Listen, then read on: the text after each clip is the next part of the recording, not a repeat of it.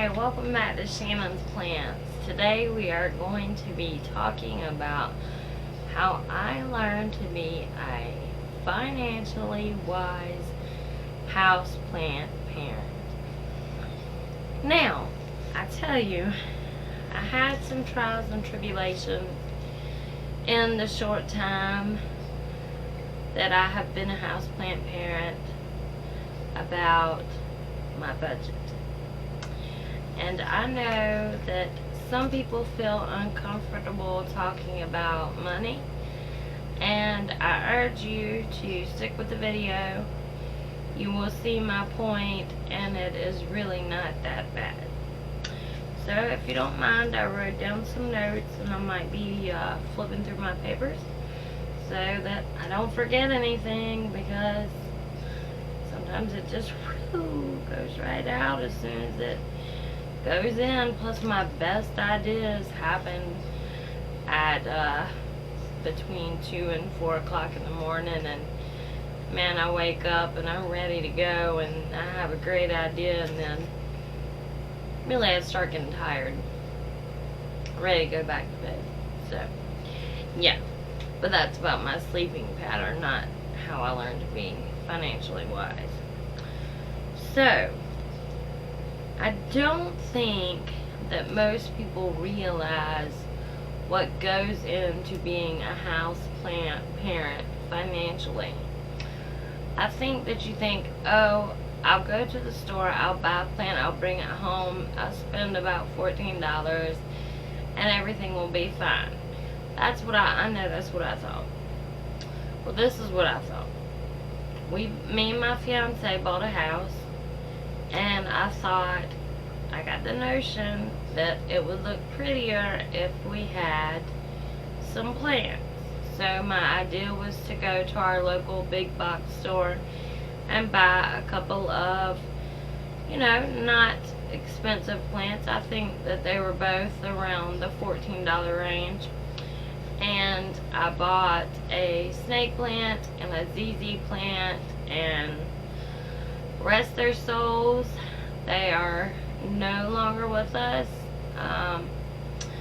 That was due to my chronic overwatering that I talk about too much. So when you're thinking of becoming a houseplant parent, there are some things you, like I said, you may not consider financially. It's not just the plant you have to purchase. Along with that comes the soil, which can be as expensive or as inexpensive as you choose it to be. A pot, which again can be as expensive or as inexpensive as you want it to be. Fertilizer, distilled water, humidifiers, temperature and humidity gauges, pesticides, watering cans, moisture meters, which, guess what, can all be as expensive or as inexpensive as you choose them to be. So you get the picture. There is at least, though, a baseline cost for becoming a houseplant parent.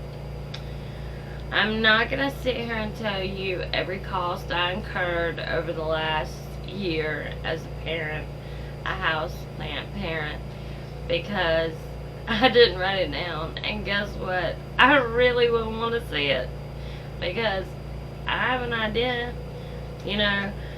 I'm sitting here surrounded by, I don't know, maybe 150 plus plants, and I realize, even at, just say, on the low side, not including dirt and all the other supplies, at $10 a plant, well, you get the picture. So, as it was in the beginning, I bought the two $14 plants, and guess what? I quickly, very, very quickly, caught the houseplant bug. And if you don't know what I'm talking about, then you don't have it. But if you do, then you know. So from there, I increased my spending every month, on $10 to $15 plants.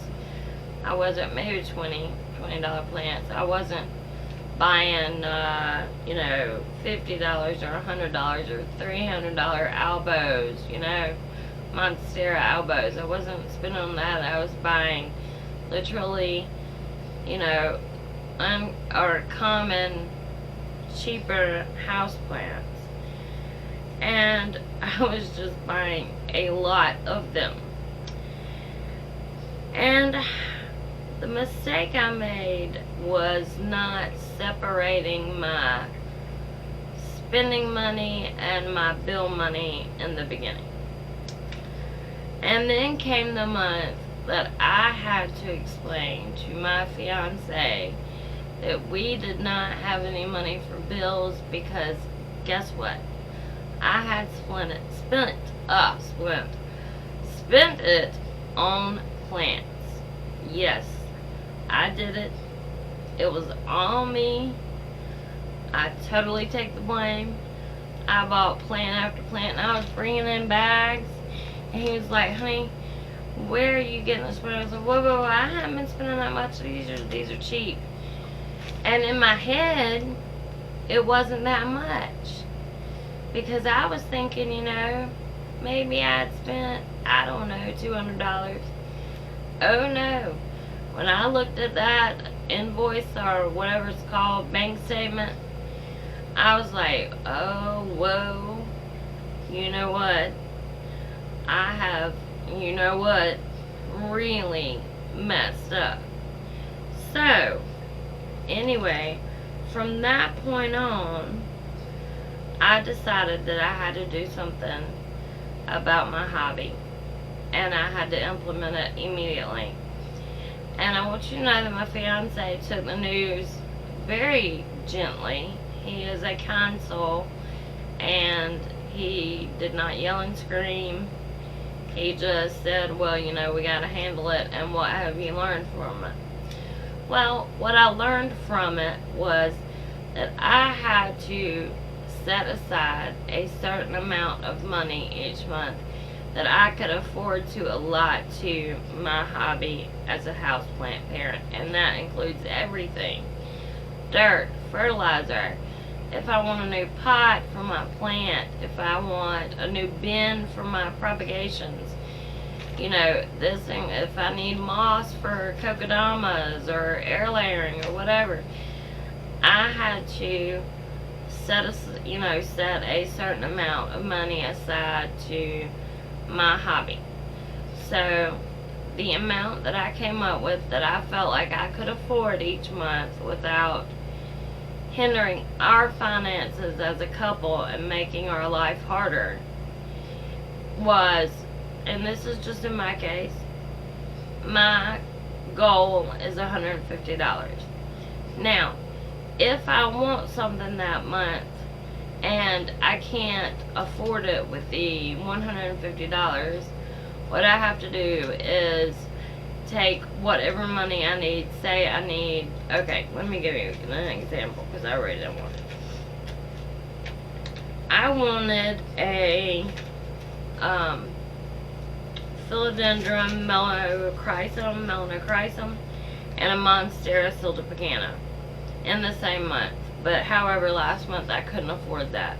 Now mind you, although this is a whole different video, I would not be buying that melanochrysum if I didn't feel like I could take care of it as a plant parent and not let it die. I feel like I can give it what it needs. I'm speaking before it gets here, so it might surprise me. But, I lost a lot of plants in the beginning due to, the fact that I didn't know what I was doing. So, anyway, that's a whole nother video too. I feel like I can care for that plant. So I wanted the melanochrysum and the siltepecana in the same month. Well, I couldn't afford it on the $150. So I had to take the $40 or so that I needed from the one month and not spend it and then dedicate it to the next month. So that this month I could afford to order that siltepecana. Okay, wow, my memory card was full and I had to go get another one, and it is now daylight because that was like 4 o'clock in the morning, and now it is like almost 8 or something like that. Something. Anyway, where I was at was, I think I was telling you how I had to dedicate some money from last month to this month so that I could get the melanochrysum and the siltepecana. In hindsight, yeah, I could have bought one last month and one this month, but there was also some other stuff I wanted to get last month, like a fertilizer that I really liked that was like $40, and a Brita filter in order to quit buying water. So anyway, I wanted to be able to do that, so I just dedicated some money to this month so that I could buy the 2 plants this month, and that's what I've done, and I am waiting on them to get here. I'm super excited, super excited. There's your wish list plants. So anyway, where did I come up with the $150 allotment? Well, I tell you, it is what I feel comfortable spending and what me and my fiance have worked out that he feels comfortable with me spending on plants. Now, do I sometimes go over? Yes, I do. I see a $10 plant and I'm like, it's just $10, you know.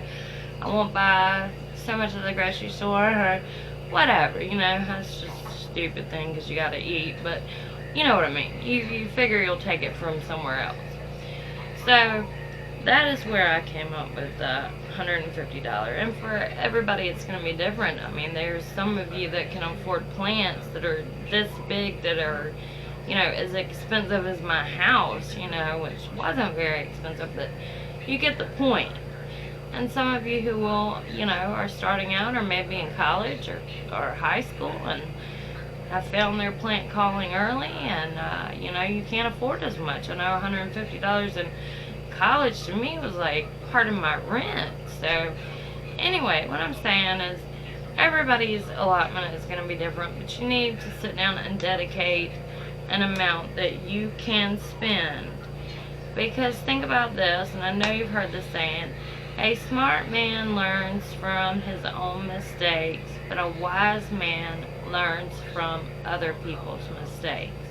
And that is what I'm telling you to do. Learn from my spending all of our bill money on plants, and you know, take that to heart and maybe sit down in the beginning and not follow the same path and have to learn it the hard way like I did that month when we were definitely low on funds. So anyway, I hope you enjoyed watching this video. I hope you learned something. I hope it was entertaining and a little educational.